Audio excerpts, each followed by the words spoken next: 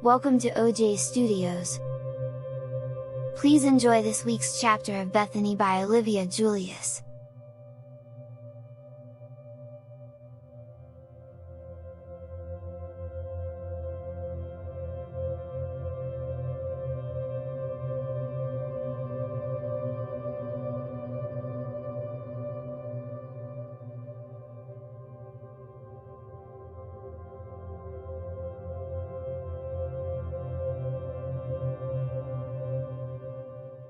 Nathan purposely left his house before Alex. He didn't know what to do about the messages from last night and he didn't want to talk to him about it. He wore the jumper uniform more because his mother wanted him to. He didn't feel the need to continue to wear the girly uniform since by this time tomorrow he might be back into a boy. To be honest, he had mixed emotions about what was to come. He liked the clothes and the extra attention he was getting, but he hated how everyone treated him as he walked by. Then there was the hardest question. What about Alex? Alex was Nathan's best friend since the first day of kindergarten. Together they had been through everything, and they didn't care how much trouble they got into. They swore off girls just because they both liked Natasha Trindon and it almost pulled them apart. Now one of them was a girl and Nathan feared that their friendship might be lost because of it. Nathan wasn't paying attention and the next thing he knew he was in front of the school. None of the students outside were paying attention to him as he walked up the stairs to the entrance. Inside the halls were filled with students and he quickly lowered his head and walked down to his classroom. Some of the guys were still yelling insults at him over the noise of the other students, but it wasn't as bad as the day before. For the most part, Nathan became old news at the school. Once class started, Nathan sat by Brittany and Amy again. He couldn't help but feel elated because of the appointment after school with the lab to turn him back into a boy. He was happy that today might be the last day of having to wear jumpers, skirts, and dresses.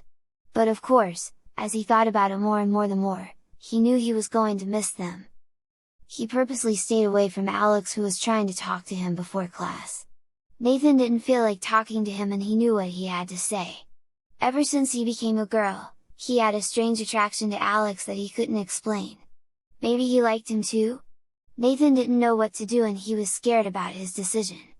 Should he remain a girl and live with guys excluding him from sports? Or live as a boy and live with the awkwardness between him and Alex? At recess, Nathan quickly joined Brittany and Amy on the playground trying to avoid Alex. But Alex came anyways. He grabbed Nathan's shoulder and gently pulled him away from the other two girls. Nathan wanted to fight, but he knew that if he tried, he would be the Alex would look like he was attacking him, and he didn't want Alex to get into trouble. "What do you want?" Nathan hissed, throwing Alex's arm off him. He didn't mean to be this angry at Alex, but he also wanted time to think. "We need to talk about last night," Alex said, putting his arms behind his back. "What about it?" "Did I upset you last night?" he asked. "No, I have had a lot on my mind," Nathan said. "Well, I just want to tell you that I meant every word of what I had said," Alex said, shifting his balance from one leg to another. "Why? Because I'm a girl now?" he asked, releasing his emotions. "Do you think just because I got stuck as a girl, I want to be a girl for the rest of my life?" Alex backed up a little, terrified that Nathan would completely unravel and hit him. "No," he said, trying to defend himself. "Do you think I like being forced to be a stupid girl? Or be forced to wear these stupid clothes?" Nathan said, holding up the jumper's skirt. "No," Alex said, almost to tears. He had never seen his friend angry like he was honestly scared. "Leave me alone," Nathan said before stomping off back to the playground. Brittany and Amy both tried to stop him and help him, but it was too late. Nathan had broken free from them and ran to the other side of the field. After school was over, Nathan and his mom headed to the lab. The air in the car was thick with tension, both lost in their own thoughts. Nathan glanced at his mother, who seemed preoccupied with the road ahead. The weight of the impending transformation hung in the air, casting a somber shadow over the car. He thought about if he could ask his mom if he should remain a girl, but she already knew her answer. As they arrived at Shelby Research Labs, Nathan felt a mix of anxiety and anticipation.